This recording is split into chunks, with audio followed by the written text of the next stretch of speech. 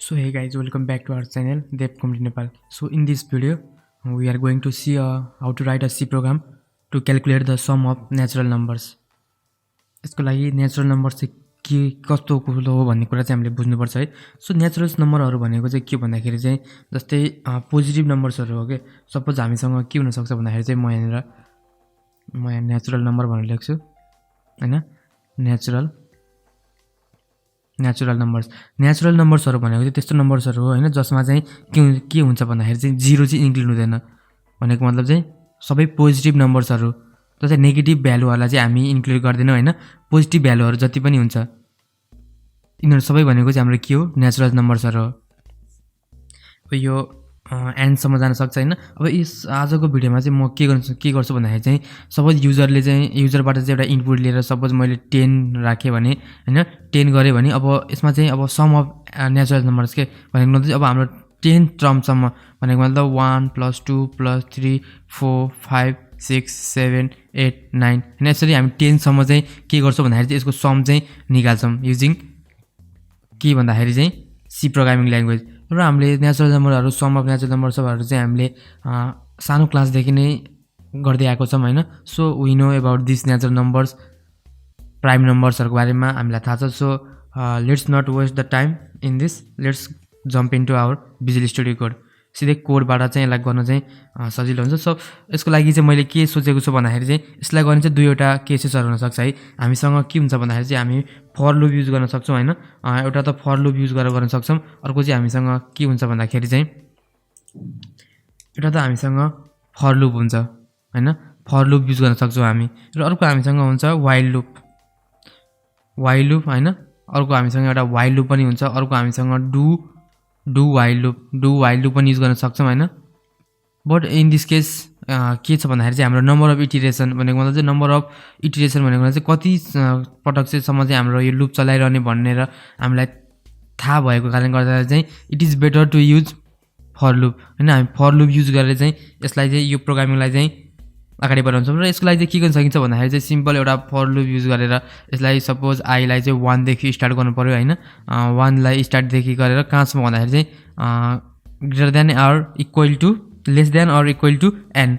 जबसम्म चाहिँ n को भ्यालु चाहिँ इक्वल या n ठुलो हुँदैन तबसम्म चाहिँ हाम्रो i लाई चाहिँ गर्नु पर्यो. र एभ्री टाइम हाम्रो i चाहिँ के हुनु पर्यो भन्दाखेरि चाहिँ इन्क्रिज हुँदै जानु पर्यो.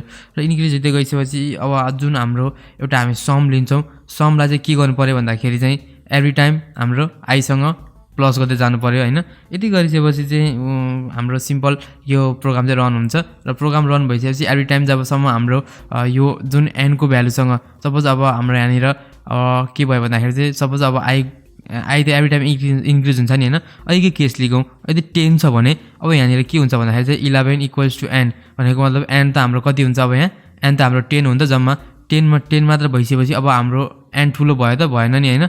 हाम्रो 11 चाहिँ ग्रेटर छ. सो यो यसपछि हाम्रो यो स्टेटमेन्ट चाहिँ के हुन्छ भन्दाखेरि चाहिँ एक्जिक्युट हुँदैन र यो लुपबाट बाहिर आउँछ. र लुपबाट बाहिर आइसकेपछि हाम्रो सम चाहिँ हामी चाहिँ त्यहाँबाट चाहिँ निकाल्न सक्छौं. डु व्हाइल लुप पनि युज गर्न सक्छौं. सो यसरी चाहिँ हामी के गर्न सक्छौं भन्दाखेरि चाहिँ गर्न सक्छौं. सो अब यसको लागि चाहिँ अब हामी सी प्रोग्राममा चाहिँ कसरी गर्न सक्छौं भन्ने कुराहरु चाहिँ भिजुअल स्टुडियो कोडमा हेरौं. सो म क्विकली के गर्छु भन्दाखेरि चाहिँ म भिजुअल स्टुडियो कोडमा जान्छु. सो अब यहाँनिर सबैभन्दा सुरुमा त हाम्रो के गर्नुपर्छ भन्दाखेरि चाहिँ हेडर फाइललाई इन्क्लुड गर्नु पर्यो हैन. हाम्रो हेडर फाइललाई इन्क्लुड गरिसकेपछि अब हामीले सिम्पल प्रोग्राम हो है. मैले यहाँ रिकर्जनहरु केही पनि युज गर्दिन. म सिम्पल एउटा व्हाइल लुप युज गरेर फर लुप युज गरेर चाहिँ हाम्रो प्रोग्राम लेख्छु. सबैभन्दा सुरुमा म युजरबाट चाहिँ के गर्छु भन्दाखेरि चाहिँ इन्टर अ पोजिटिभ नम्बर भन्छु. इन्टर द पोजिटिभ नम्बर भन्छु र युजरलाई मेसेज डिस्प्ले गर्छु. र त्यसपछि म यसलाई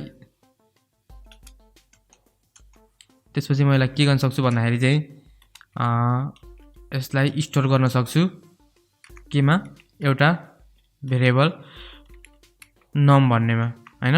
नम भन्नेमा म यसलाई स्टोर गर्न सक्छु. र नम भन्नेमा स्टोर गरिसकेपछि मैले यहाँनिर एउटा भेरिएबल बनाउनु पर्ने हुन्छ इन नम भनेर हैन. यसरी नम भनेर बनाउनु पर्ने हुन्छ मैले. त्यसपछि गएर के गर्न सकिन्छ भन्दाखेरि चाहिँ सिम्पल छ यो प्रोग्राम. अब म यहाँबाट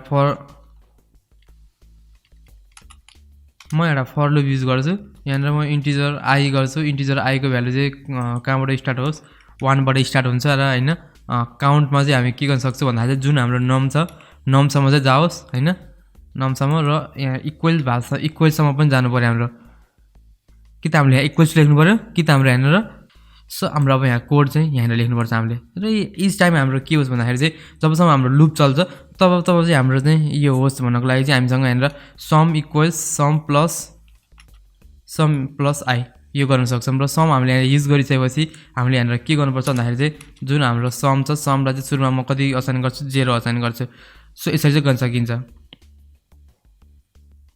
र सिम्पल यहाँनिर म के गर्छु भन्दाखेरि चाहिँ म यहाँनिर अब हाम्रो आउटपुटलाई म प्रिन्ट गराउनको लागि चाहिँ यहाँ प्रिन्ट एफ गर्छु यहाँनिर सम इक्वल्स टु %d र जुन हाम्रो त्यहाँबाट सम आउँछ समलाई चाहिँ म प्रिन्ट गराउन चाहन्छु सिम्पल र रिटर्न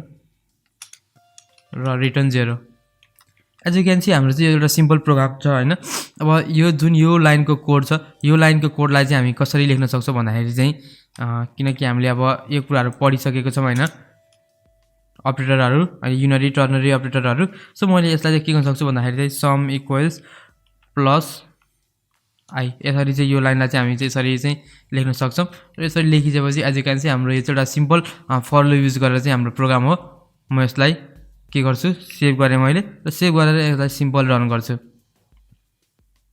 सबभन्दा सुरुमा त के भन्छ भन्दा चाहिँ इन्टर भन्छ म यसमा 5 हाल्छु 5 को कति हुन्छ 5 4 9 9 3 12 12 14 एन्ड 1 इक्वल्स 15 आउनु पर्छ हाम्रो सम इक्वल टु ओके 15 आएको छ एज यु क्यान सी हाम्रो यहाँनिर 15 आएको छ सिमिलरली फेरि यसलाई म रन गर्छु हैन यसलाई अब म यहाँनिर 10 भनेर हाल्न सक्छु 10 को हाम्रो 55 सम हुन्छ हैन सिमिलरली अब यसरी हजुरले चाहिँ इन्फाइनाइट नम्बर पनि हाल्न सक्नुहुन्छ हैन किनकि इन्फाइनाइट नम्बर भनेको मतलब चाहिँ फाइनाइट नम्बर अब सपोज मैले यहाँनिर चाहिँ 1 ओके सपोज मैले यहाँनिर चाहिँ यति सबैको चाहिँ मलाई चाहियो रे ल भने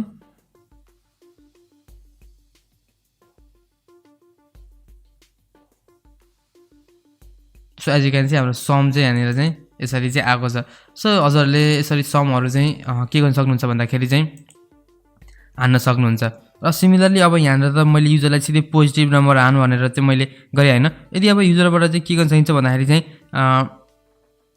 एउटा पोजिटिभ नम्बरसम्म या युजरलाई चाहिँ हामी के गर्न सकिन्छ भन्दाखेरि चाहिँ पोजिटिभ नम्बर मात्र हान्नको लागि चाहिँ हामी चाहिँ गर्न सकिन्छ यसको लागि चाहिँ हामीले के गर्नुपर्छ भन्दाखेरि चाहिँ व्हाइल लुपको युज गर्नुपर्छ हैन डु व्हाइलको युज गर्नुपर्छ र डु व्हाइलको युजको चाहिँ हामी कसरी गर्न सकिन्छ भन्दाखेरि चाहिँ सबै कुरा सेम हुन्छ हैन यसमा चाहिँ हामीले के गर्नुपर्छ यो जुन हाम्रो डु छ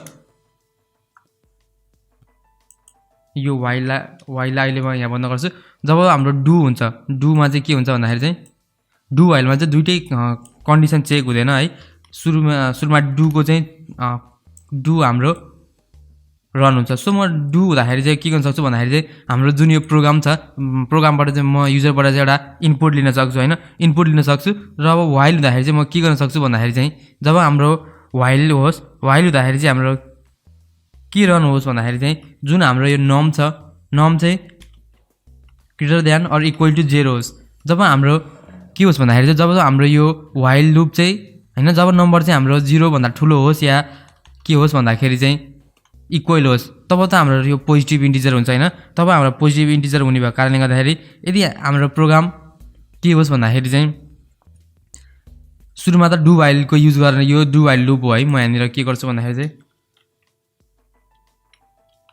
म यहाँ डु व्हाइल लुप भनेर लेख्छु म यसलाई कमेन्ट गर्छु हैन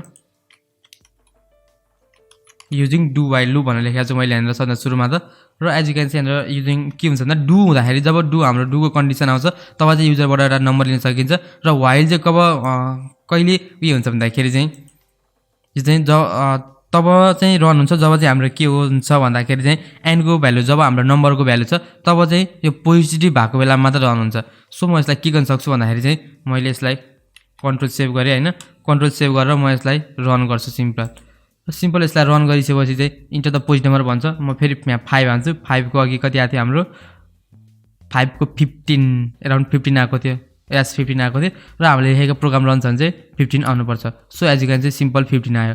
यदि अब मैले यहाँनिर चाहिँ के गर्न चाहेँ भन्दाखेरि चाहिँ र मैले -5 भनेर हाने भने चाहिँ हाम्रो यो प्रोग्राम चाहिँ रन हुन्न है। एज यु क्यान सी यसले इन्टर द पोजिटिभ नम्बर भनेर चाहिँ आइरहन्छ, किनकि यो हाम्रो यो अब यहाँनिर हेर्नु है त वाइल लुप हाम्रो एक्जिक्युट नै भएन नि होइन, किनकि हाम्रो नम्बर चाहिँ 0 भन्दाखेरि नै सानो भयो। सो यो हुँदाखेरि चाहिँ हजुरले चाहिँ यसरी चाहिँ यसलाई चाहिँ प्रिन्ट गराउन सक्नुहुन्छ। So as you can see हामी चाहिँ यसरी चाहिँ डु वाइल लुपको युज गर्न सक्छौँ होइन, फर लुपको युज नि गर्न सक्छौँ, डु वाइलभित्र चाहिँ फरलाई पनि युज गर्न सक्छौँ होइन। अब जबसम्म चाहिँ एउटा पोजिटिभ इन्टिजर चाहिँ इन्टर हुँदैन तबसम्म चाहिँ हाम्रो प्रोग्राम चाहिँ रन नबनाउनको लागि पनि हामी यसरी युज गर्न सक्छौँ होइन। यो प्रोग्रामले चाहिँ के गर्छ, यो प्रोग्राम चाहिँ के हो भन्दाखेरि चाहिँ म यहाँनिर लेख्छु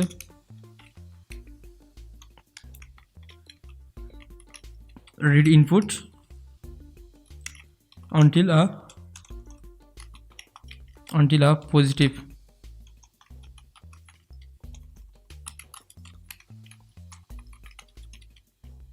is entered भनेको मतलब चाहिँ जबसम्म युजरले चाहिँ एउटा पोजिटिभ इन्टिजर हान्दैन तबसम्म चाहिँ हाम्रो प्रोग्राम चाहिँ रन हुँदैन है।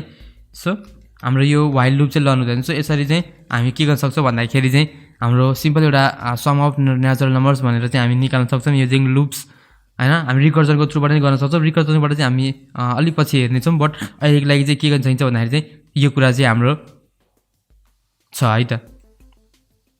Well on that note thank you so much for watching, stay safe, stay coding and I will see you in the next video.